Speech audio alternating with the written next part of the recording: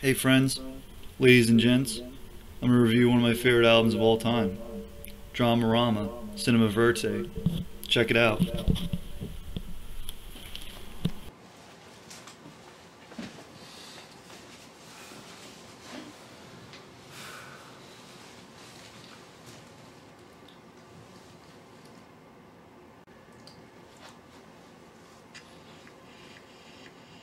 What's to say about this magnanimous masterpiece of a self-debuted wonderful band from New Jersey, Wayne, New Jersey, who found prominence in, of all places, France, signed by or recognized by New Rose Records. They put the album out in France, getting ahead of myself, in 1985. And then they released it in 1986, self-release with Camellia Records.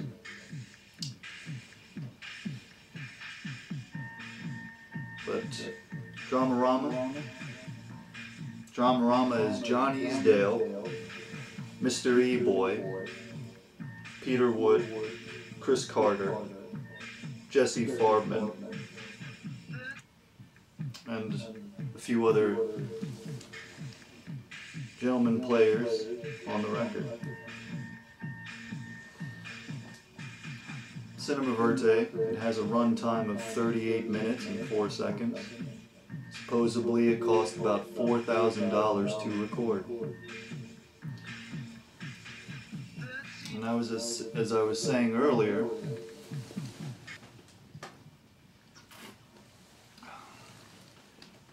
I hope you have a cup of tea as you watch this.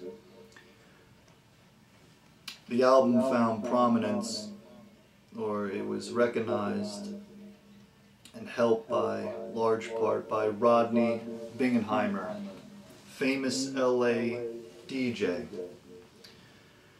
He played anything, I'll give you. And that record skyrocketed for the band. Became such an impressive feat that it would become later on in their career hard to break away from that shadow of fame. Here are my notes. Now let's get into it. Cinema Vérité. What is that? Truth cinema. A type of filmmaking developed by Jean Rauch. Forgive me, I'm not a film cinema major, but a film buff. Edgar Morin, whose real name is Edgar Nahom. He is of Judeo-Spanish Commie. And they based their Cinema Vérité on Dziga Vertov's theory of Kino Pravda. And Dziga was a Soviet filmmaker. Complex stuff, that's the title. So, it's a mix. The Cinema Vérité is a mix of true cinema and weaving in a little bit of fiction, but mainly true cinema. As John Easdale had put it, that he would go into filmmaking if it was just as easy to make a film as it was to make an album. Did that come out right? Let us also start with the album cover, which is the late, beautiful Edie Sedgwick, and an Andy Warhol image that the band would eventually get for, upon the assistant of Andy Warhol would sell them the image for $400. They just took it in Andy Warhol type of fashion, you know, stole the image, put blue and pink on it, you know, and made it so iconic, because if you see this image, you know what you're going to get. It's a very brilliant marketing tactic. And Edie Sedgwick, as I said, beautiful and tragic. I'm actually reading about her ancestry. Pamela Dwight and Theodore Sedgwick. And the Sedgwicks in love. So is it Sedgwick? Sedgwicks. Sedgwick. Well, it's a royal family. And Theodore was a part of the Federalist Party, leader of the U.S. Congress. They birthed 10 children, and Edie is related to this. This is her ancestry. So I'm starting to read it. I picked it up by coincidence, chance. Nothing is by coincidence. So the image itself already, grabs you. I remember the first time I saw it, I was in a Salvation Army way back, just as I was graduating high school. I picked this record out of the bin. I don't know if Salvation Army still sells vinyl records, but I saw this, and I knew of Dramarama from New Jersey lore. I mean, who didn't? If you lived in New Jersey and you were into like rock and roll or power pop and underground stuff of that lore, you knew about Dramarama, and mainly from the song Anything, Anything. But I didn't know the band per se, just saw the record cover and I was like, hey, look, I'm into that, boom, pick it up. And lo and behold, it would become a favorite record. In fact, it's in my top 5, of all time. Let's start here with the first song, is Visiting the Zoo. The zoo, it's a crazy place, or a place of confusion and disorder. That would be its introduction. The song that's played was their lead song that they would play on the strip of Patterson. I have the link for the Consequence oral history of the Dramarama. You can check that out.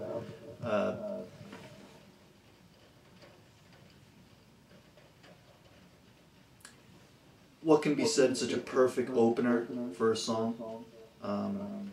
I love the lyric, you said, I'm strictly second rate, can I reciprocate?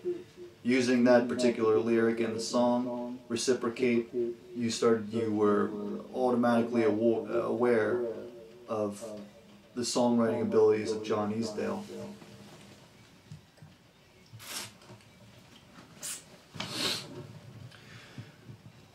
The song that follows the,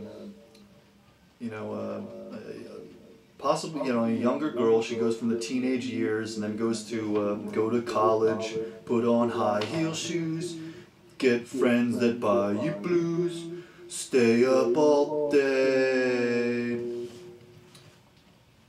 That's goes without saying. A lot of kids go to college and just waste away, and don't know why they're going there, just, burning their parents' money. Haven't got a dime, haven't got the time. That's John Easdale. He's just, he's basically broke and he's just, trying to hustle his way. I think Easdale plays the drums on this one here, and you can hear,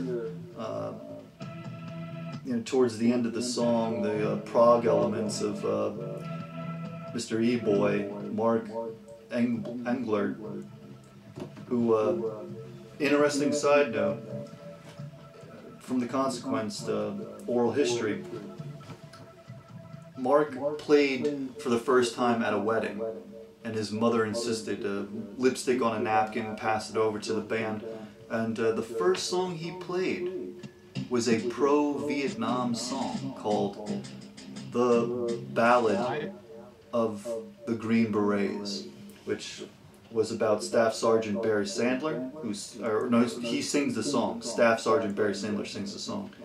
And it's a honoring of U.S. Army Specialist James Gabriel Sr.,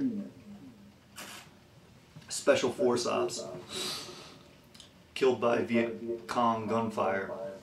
This is a government song. It's a psyop. So the first song he played, and he was later into like prog rock, like Emerson, Lake and Palmer, yes. Yeah, I imagine King Crimson. But Visiting the Zoo is very much like a psychedelic furs kind of opener, you know, and you'll get that in the later songs as well, like a Scenario, for instance. Let's go to the next song, which is Questions. I'll use this term, proto-grunge. Blues song, bluesy, you know, blues guitar, about an ex-lover, you know, and you'll follow this character throughout the record. Actually, it could be conceptual, you know. A lot of it ties into Edie Sedgwick. I mean, she's the perfect muse for it. You know, is the female protagonist in question. You know, this is from John's perspective. You know, you can see that she's troubled, you know, with the brother with the liquid in his lungs, which, you know, read into that, you know. She got her poetry of the art of self-defense. So you get the questions, you know, and this is for the new boyfriend, you know, that John Easdale had laughed off of. Piano keys are a little more frequent in this particular record. You know, they're just flourishing here and there, and I like it. It the piano, you know, keyboard, gradually takes flight throughout the record. And then next we have song 3, Scenario. Easdale said this should have been the single. It's, as I said earlier, psychedelics, furs, unconsciously. Pardon me.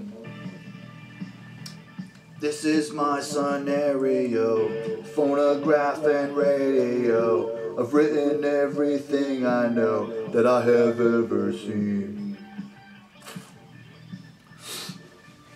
Reference to a 17-year-old girl that was famous.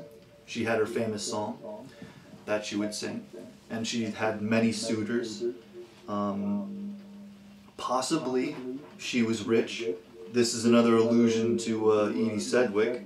You know, the father makes flags for the Labor Day parades, the mother's swallowing razor blades, and the sisters in the Everglades. I've never been. You know, get it started with a bang. Meet a pretty girl that sang. I like that. Sang bang. She hangs out at 5 and 10. Is that 5 and dime stores? Hey, Facebook group, whatever happened to them? And the song Scenario, which is definitely a track pick, it ends with these yeah, barely audible until it crescendos, and then it just fades. And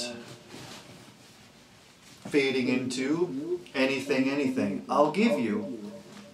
This was about Easdale's tumultuous relationship. By the way, let's give it credit where it's due for the rhythm guitar, you know, the rhythm holding it in Scenario. Peter Wood, man, like a awesome technical player, you know, and then you had E-Boy Mark bouncing off that with improv. So, you know, awesome two-guitar tandem. Anything. They, the guys, the group, the gang, they all said this was boring until Easdale went in there and sang it. It's about his life at the time, tumultuous relationship with a, you know, 17-year-old girl, and then he waited till she was 18, and then wanted to put a ring on it. They got into a fight. Her dad busted in the door, gun to Easdale. Easdale on the ground, on his knees, crying. You could picture the scenario. And then he goes, John says, I love your daughter. And then all of a sudden she jumps him. can't make this stuff up. So this was the big song, you know, that they're known for. Sense of urgency.